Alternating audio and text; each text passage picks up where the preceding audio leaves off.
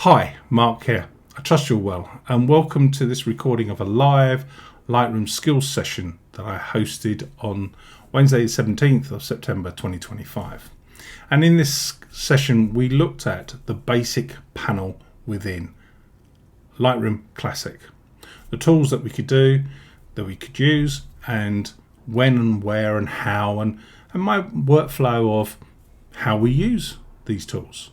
Because there's no right way to do them. Your image is all about your artistic expression. So I hope you enjoy this recording. Please bear in mind that Adobe changes the software and different people do different things different ways, and that's fine. Now, at the start of the recording, we always have a little chat, which I've cut out in this recording. We jump straight into Classic. And at the end, we talk about what we've looked at and we've discussed it and so on. And I'll leave that in, and we talk about other things about photography as well. If you'd like to join us, lightroommark.com, and all my live events are there.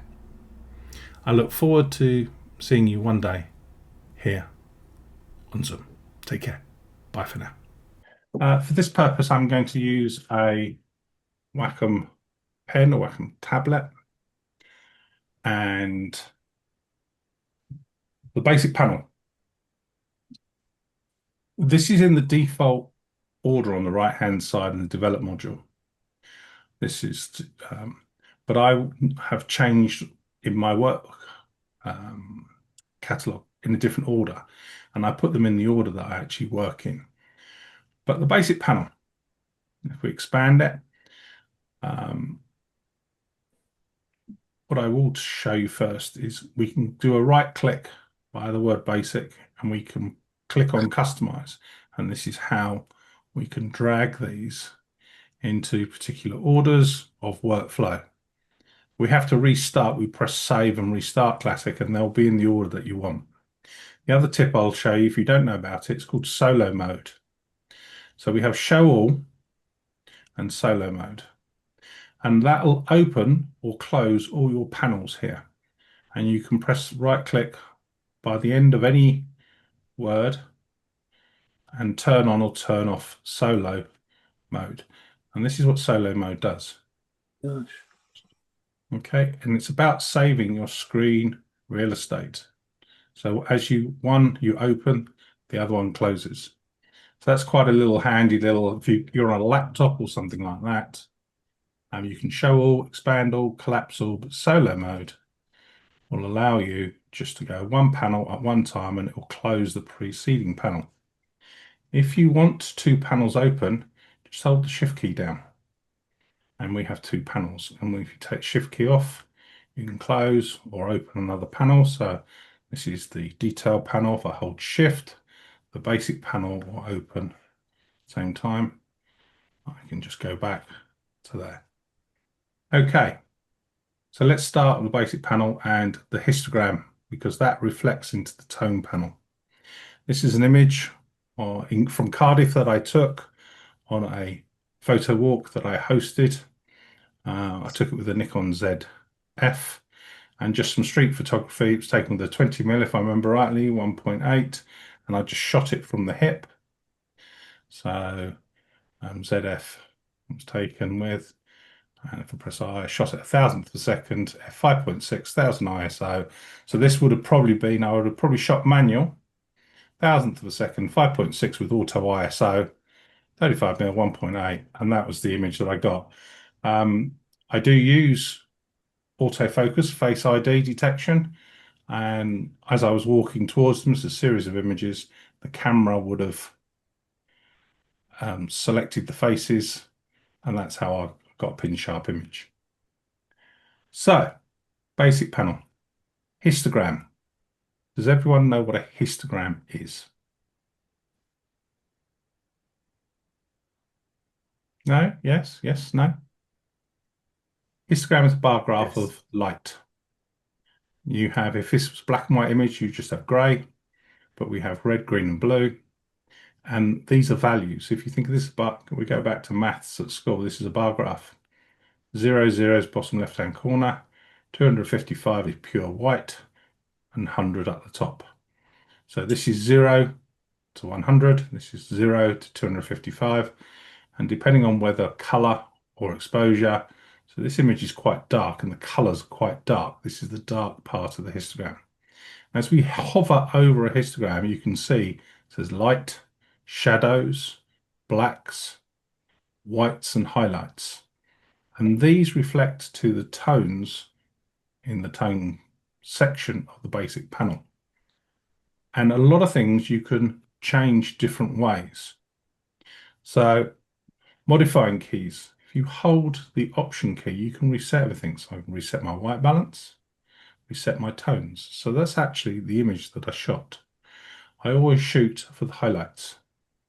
I try not to clip the brightest part of the image. If you can think of your camera as a torch, or your eye and the light as a torch, if you shine a torch into your eye, it blinds you. And that's what's happening when you overexpose an image. It's blinding the sensor. So digitally, we always shoot for the highlights. Film, we shoot for the shadows.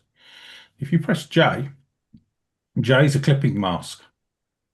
And we can see I've got a white triangle on the top of the histogram, which means that I'm touching the edge of the whites.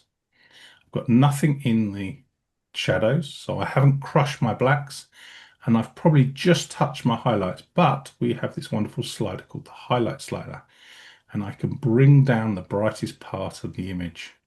So I have got all my whites, okay? That then means all these colors, red, green, and blue, and the tonal value of exposure. I have gone shopping for all my ingredients. I talk about food a lot in our support time together because people understand ingredients are food. And these are ingredients of light, ingredients of color. And because I haven't blown out my highlights, because I haven't crushed my blacks, I'm going to do that in post-processing. I can cook the meal because I have all the ingredients, and the meal being the image. So, basic panel. Top section is we can have auto, which is what Classic will do, what it thinks it can do. We have black and white, which will literally take the color away. Now, when I hit the black and white, you see all these blue sections over the image. And that is the clipping mask, that's the J. And that's Lightroom crushing the blacks. So, and I can deal with this several ways. I can either, and bear in mind, an image is a piece of art. It's an artistic style. It's up to you. Doesn't matter about technically if the blacks are crushed. Doesn't technically matter if it's overexposed. You've blown the highlights out. It's your image, what you're photographing, your story. And the technical side of it is realistically a load of garbage. But we have to start somewhere. You start by heating up the water in a saucepan to boil the eggs. You've got to start somewhere to make boiled eggs. So we start somewhere. And what we can do is we can either move the black slider. So I'm telling Lightroom Classic what black is. That's what the black slider does. Move it left and right. Okay. And even though I've told it it's plus 100, I've still got parts of the image that are crushed black. So I can open up the shadows. But then, see, it's going very grey.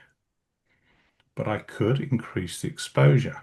And I'm dancing with the different points. Okay, so I press J, that takes away the clipping mask. And you can see where originally we had the whites were blown out slightly in the histogram. Now the blacks are being crushed. Okay.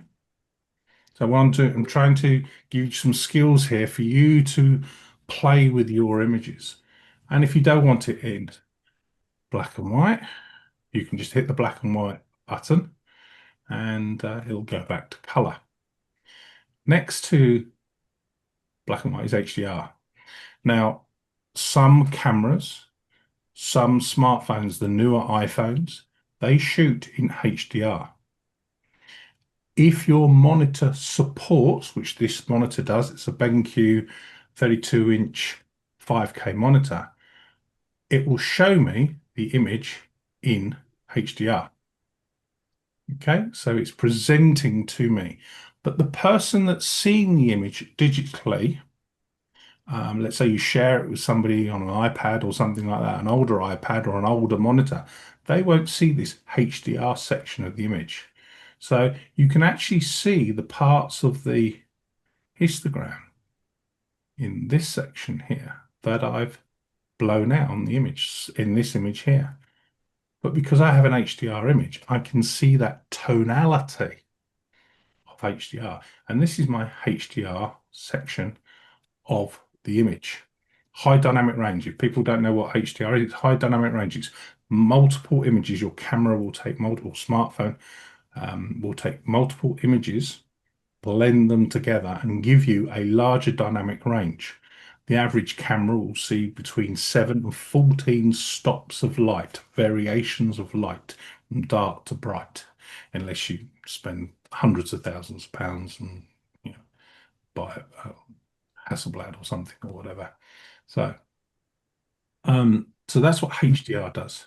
Okay, but for most people, if we look at the brightness in the ceiling, you can just see. I click on it, it's bringing back those details. So my question would be, is this glass area and the lights, is this important to the image? Okay, if I click on and off, okay. Okay, it gives me a leading line down through the center of the image. You could argue that, yes. All right. It's your choice, it's your image. You've taken it. Okay. So we have these three buttons here. Underneath this, we have profiles. Now, profiles are about continuity of color, and it depends on where your photography is.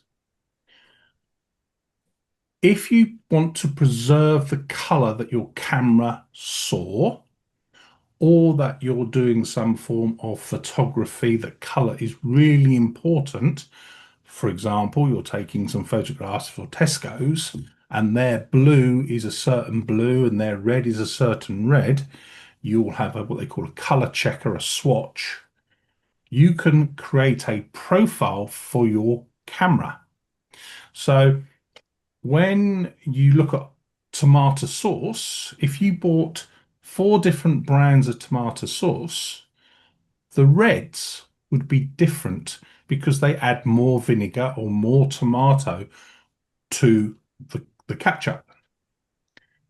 Therefore, the color is different.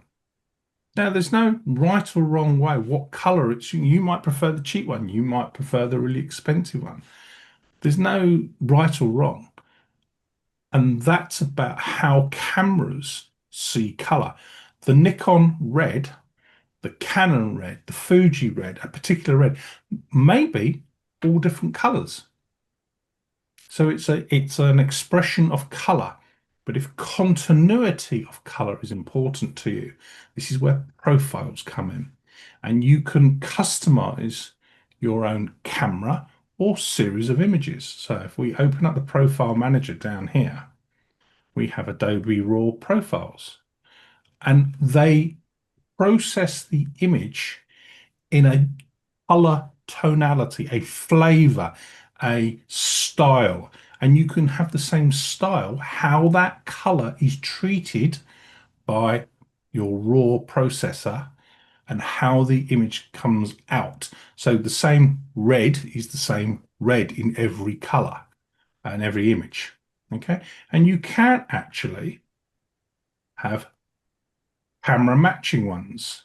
So Adobe have made lots of camera matching ones, and you can actually, and I haven't in this catalog, I've got a profile for this camera because sensors are different. Same model of camera, 2 months apart, the sensor will be slightly different.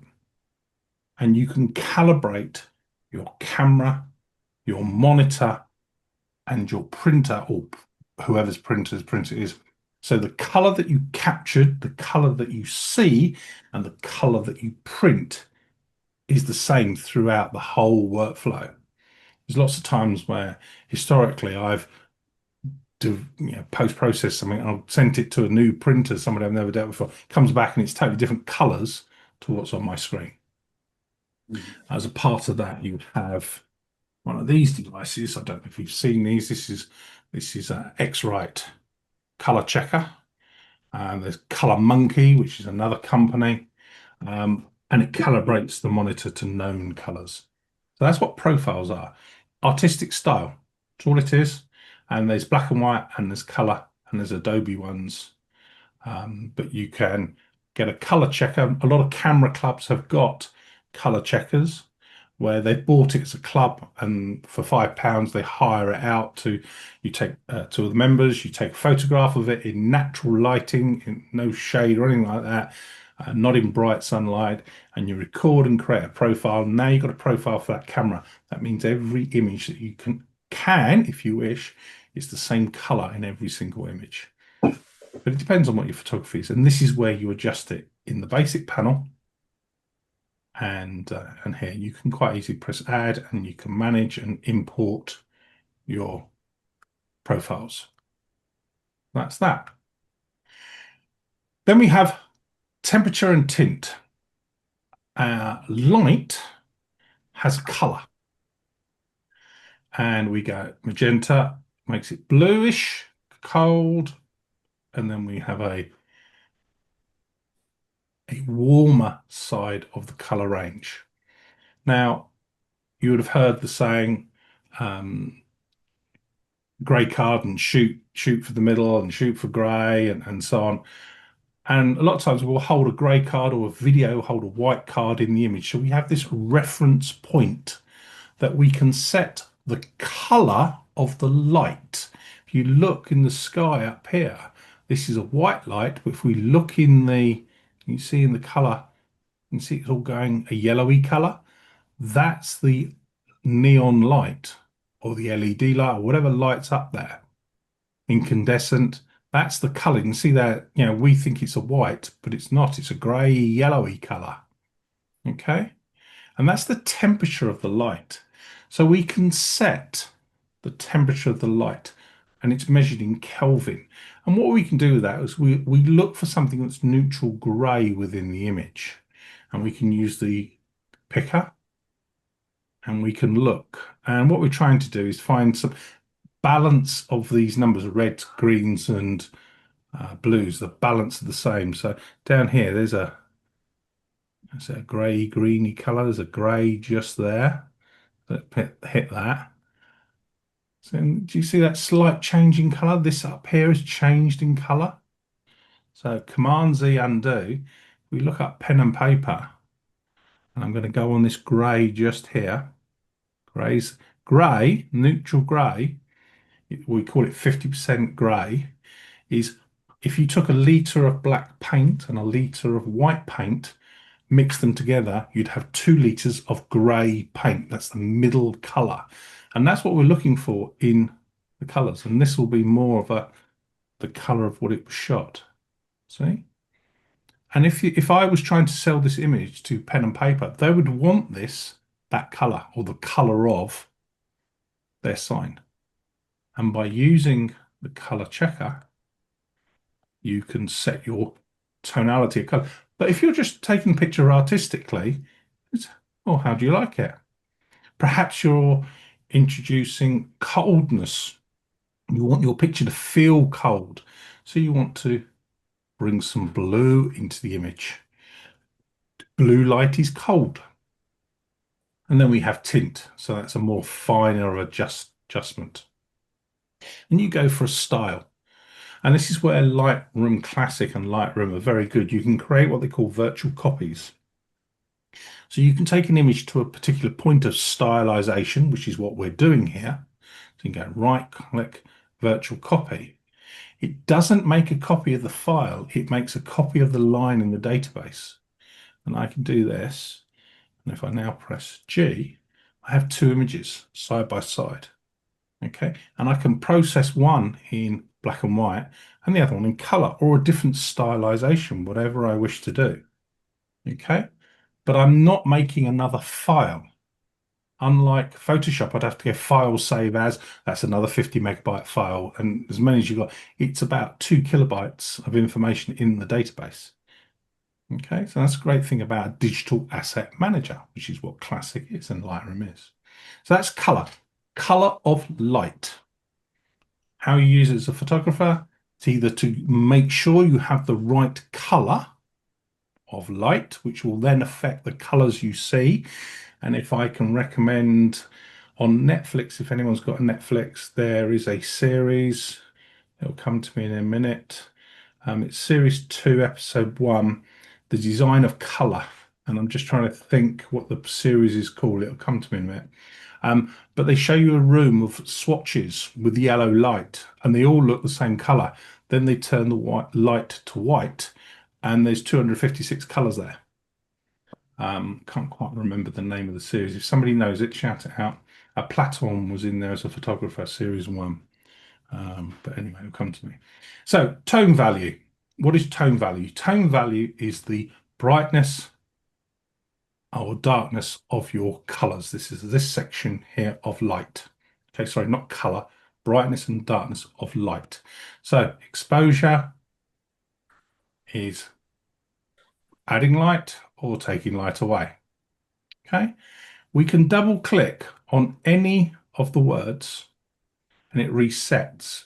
So if I take, oh, that's too bright. Where was it? Don't know. Just double click and it resets it. Okay, so exposure.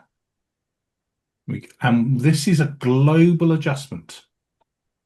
Okay, I can do the same thing. If I come up to the histogram, I can take a value in the histogram, this value here, just anywhere, and I can push to the right.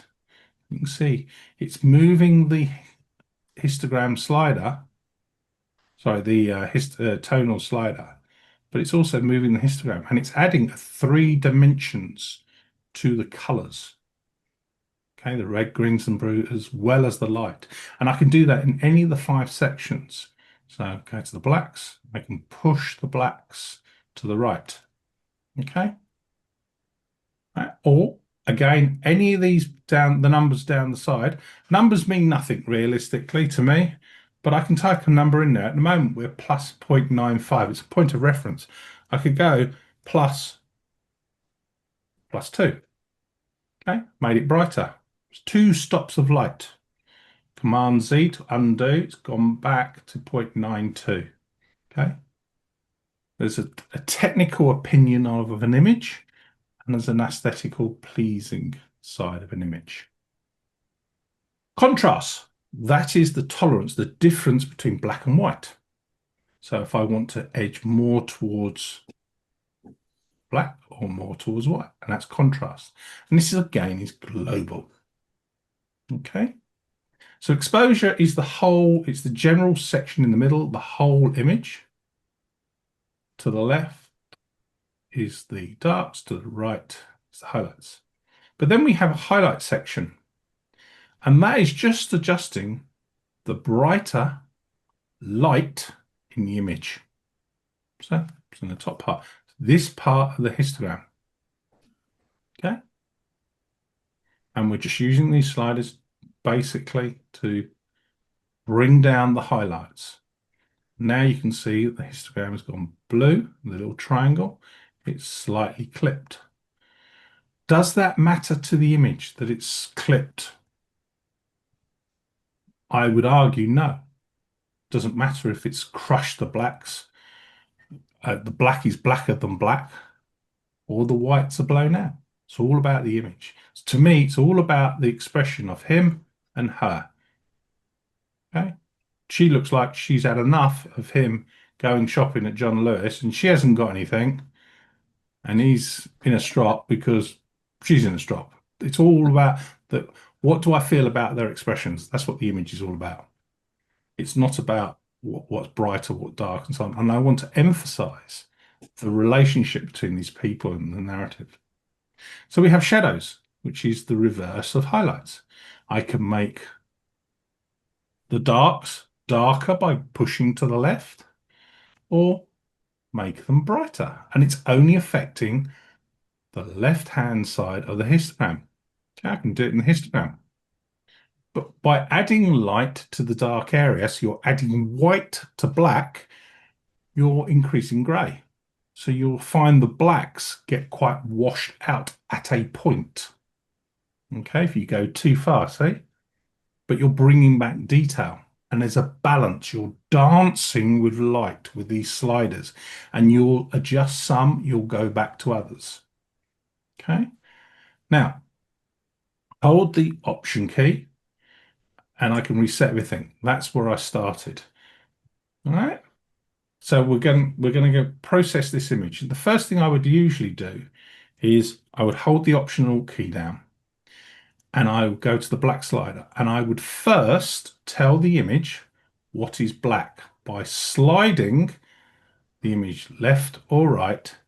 And what I'm doing is I'm just technically, by using the black slider and pressing the Alt key, what is black. And the same with white.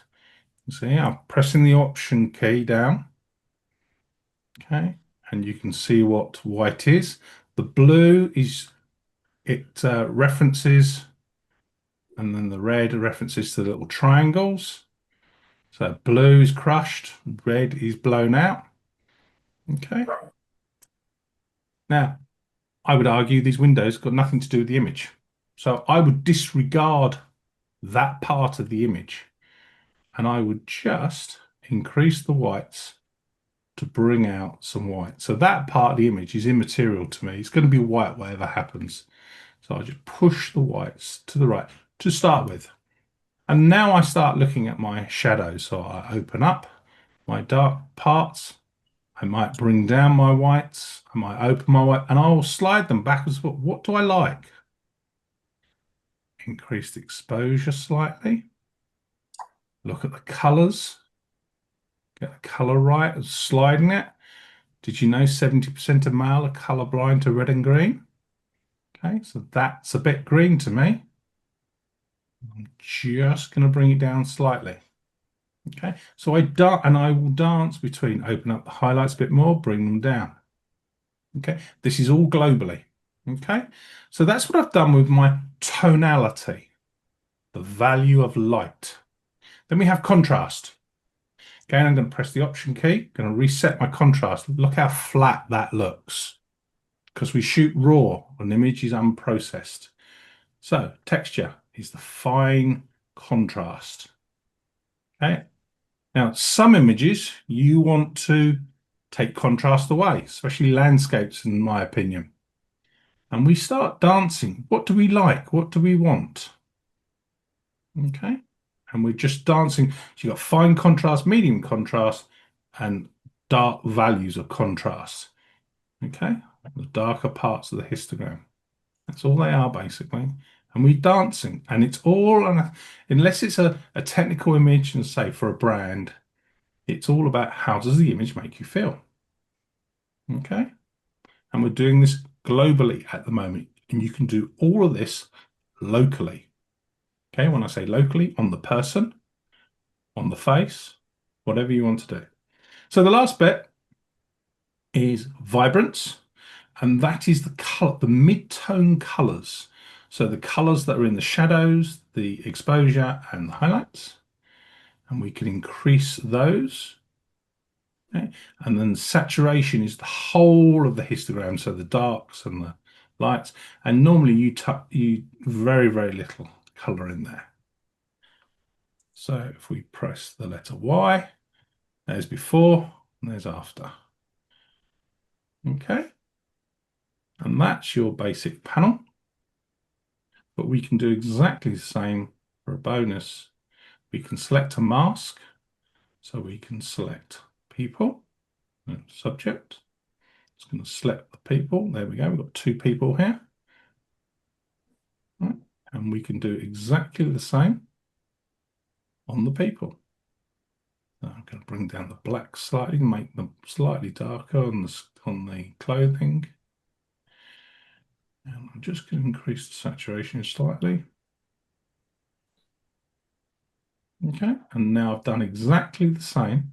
in the basic panel, but on the people. And what I could do, there's the mask of the people. I hit the three dots, I'm going to duplicate that mask and I'm going to invert it. So it's now going to do the background. And now I'm just going to darken very, very slightly, not even a third of a stop, the background. So the people pop off. I'm darkening the background, I'm lightening the subject, I'm putting separation of light between my subject and the background, just like we would use depth of field for focus. And we could do that in the lens blur panel. We could more take out focus out of the background. And there we go. So, any questions? Get rid of this. How did you, when you pressed Y, it came up double.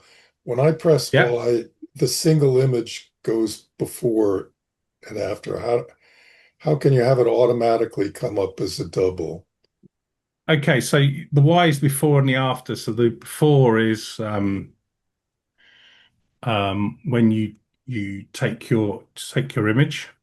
So let me just But I change. have I have to click on the two Y's down at the bottom Yeah. to have them side by side. So you got your active image in the develop module. Yeah, Yeah. And then you just press Y. right. And have you done any edits to the image? That's the first thing. Yes, Yeah. but that single image is split in half. It's not Ah, two separate okay. images. So down in the corner, you've got you can Right. choose. There's a little drop down menu. You can Yeah. choose. You can have half the image at the top before and at the bottom the after, or you can change left to right, or you can have the two images side by side. And you can do that in candidate mode as well. And then that does become the default. So when you press on Yeah, Y, it it'll be stays the left same. and Yeah. right. Yeah. Okay. So Thank you. there we go. Let me see if I can do this again for you.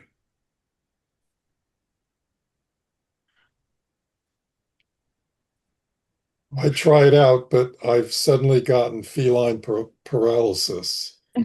So I can't. Okay, so down here you got Y and Y.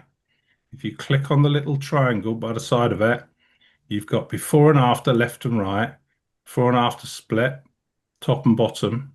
So before Okay. and after. Okay, so Okay. that's the I default. see. So Yeah, and that's now you can do swap them around. right. You can Right. change the top and bottom. Yeah, so Okay. this is one image, left and right. It's that little triangle for Yeah, setting up the there's your top default. and bottom. Yeah. There's your split top and bottom. Yeah. All right, and there's before. So you can choose, and different images you'll do different ways. Right. Okay, and that's what the Y does. And then there's also candidate. Candidate is very similar. You're using the image on the left is your reference image.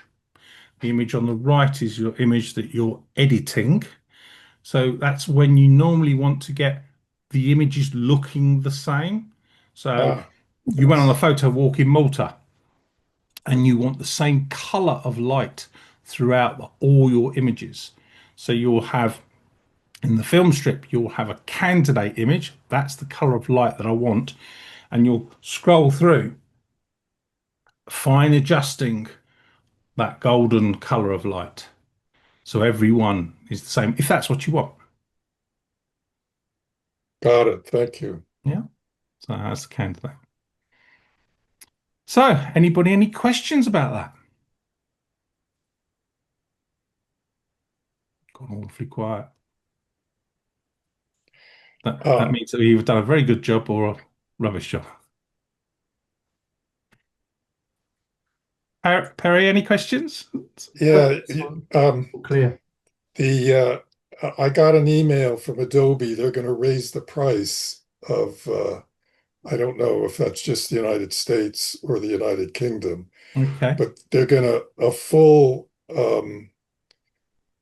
subscription is going to go up by $15, I think. Okay. Um, We had a price rise back in February, we did. okay, so And there was it's also a change in the conditions. right. Um, Customers before February, if you were on a photography bundle, you got Photoshop, Classic, and Lightroom, and the price increased, but you kept those three pieces of software. If your contract expires and you do not renew it, and you go back to Adobe, you will no longer get Photoshop at that price. You'll get Lightroom, Lightroom Classic, and 1 terabyte of storage. However, they've grandfathered in, the saying is, the existing client base. There was a price increase from £10 in the UK to what was it, 12, £13 a month or something like that. But you kept the three pieces of software, so you paid more.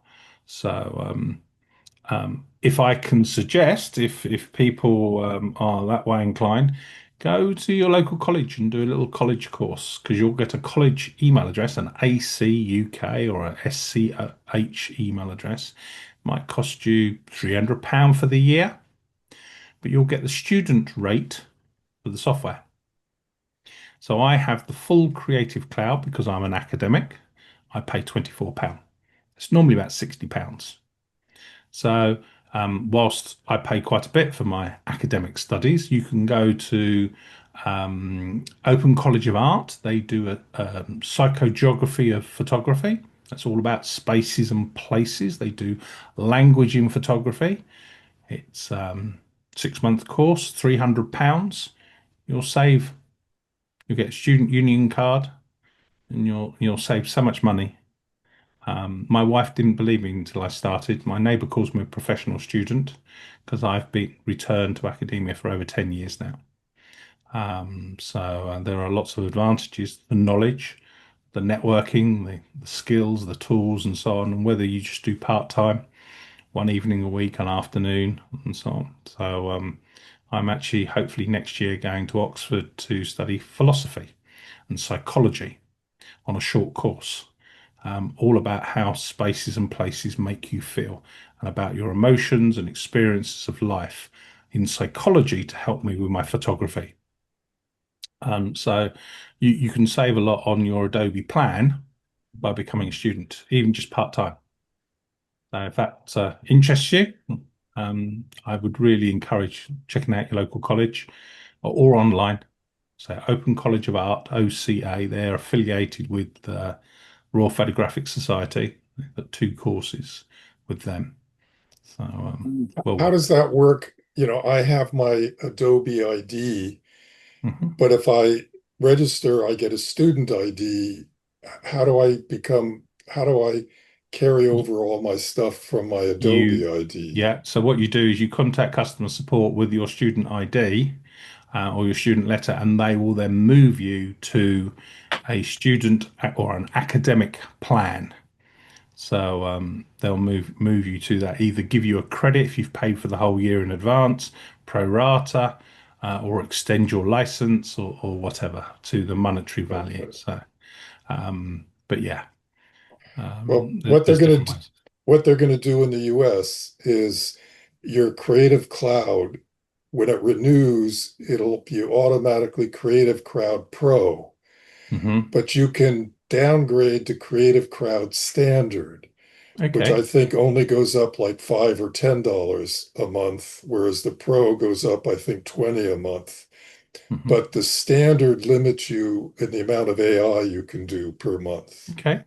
So it has some limits on it, but it's still all the programs, but it does Okay. limit that.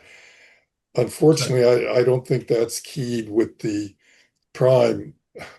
The hmm. Amazon Prime Okay. gave a Yeah.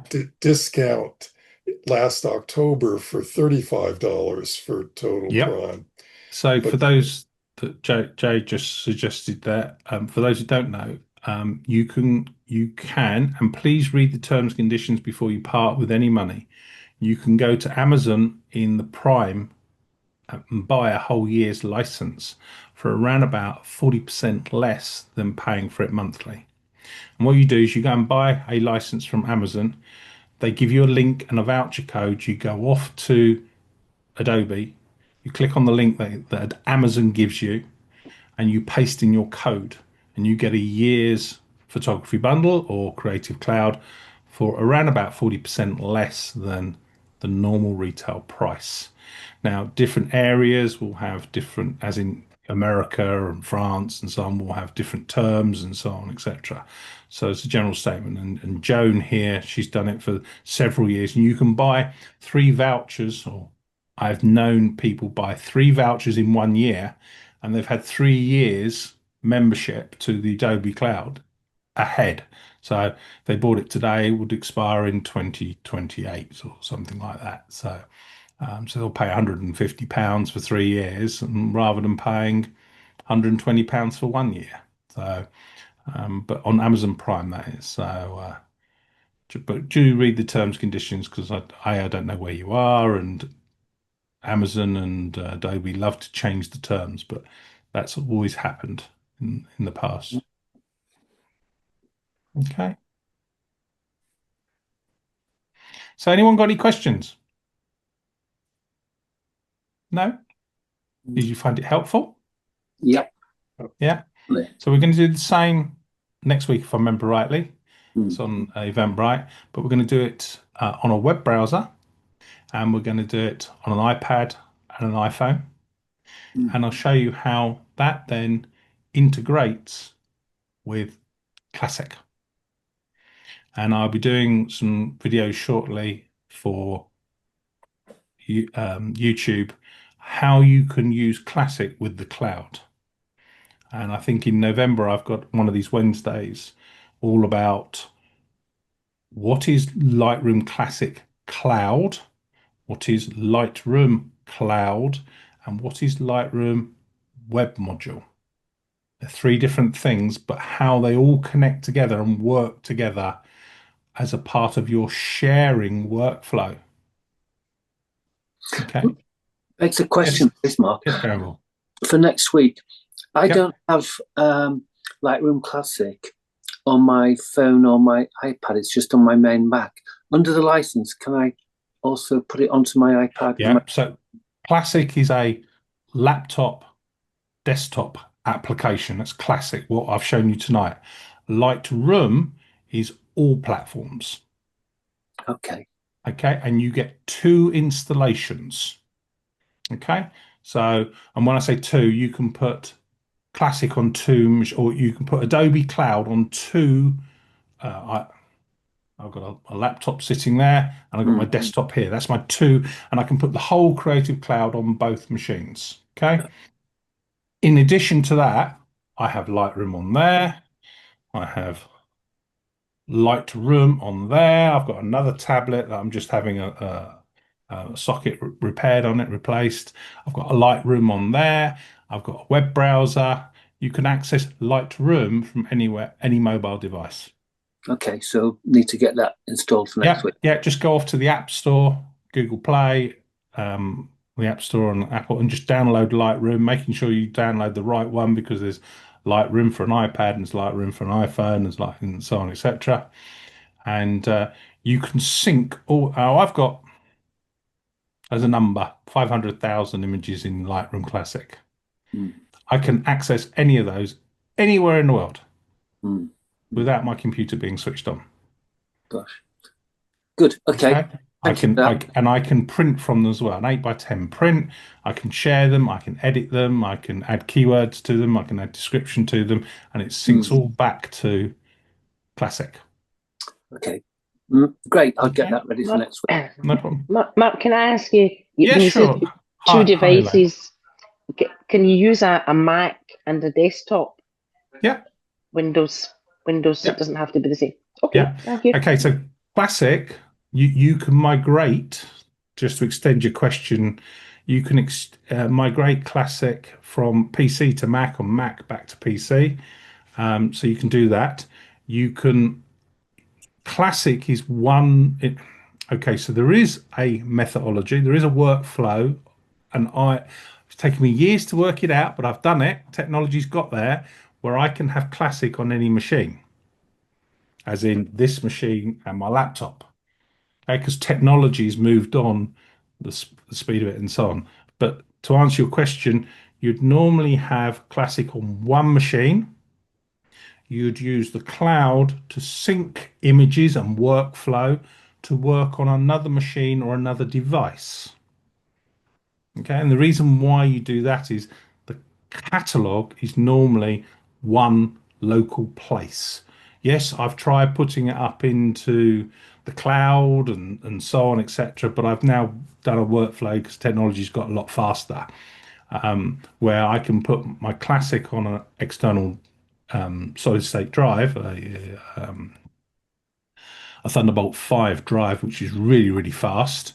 And that means I can unplug it and plug it into another machine that's got classic on it. And I'm using the same catalog. So, but yes, it's endless, unlimited. Unlimited. You just got to work out where you want to get to. And that's why I say to a lot of things, where do you want to get to? What's your, and let's work back from to where we are to work forward. So as we start at the beginning, some of you, I'm off to Malta next year for 2.5, 3 weeks.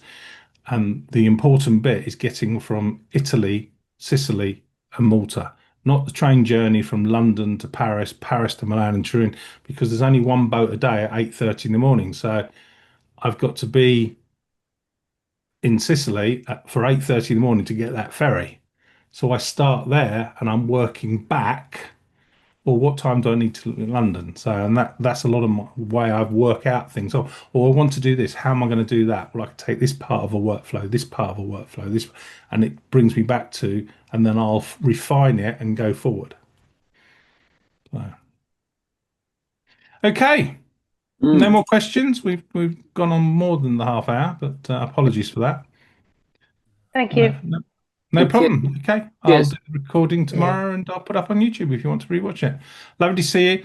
Hope you can join me on Monday. We're continuing with Digital Asset Manager. We're going to look at catalog, setting up your catalog, how to set that up, and then continue on if we have time with importing. Take care. Have a nice evening. Bye. Thank you. Bye all. Bye. Bye-bye.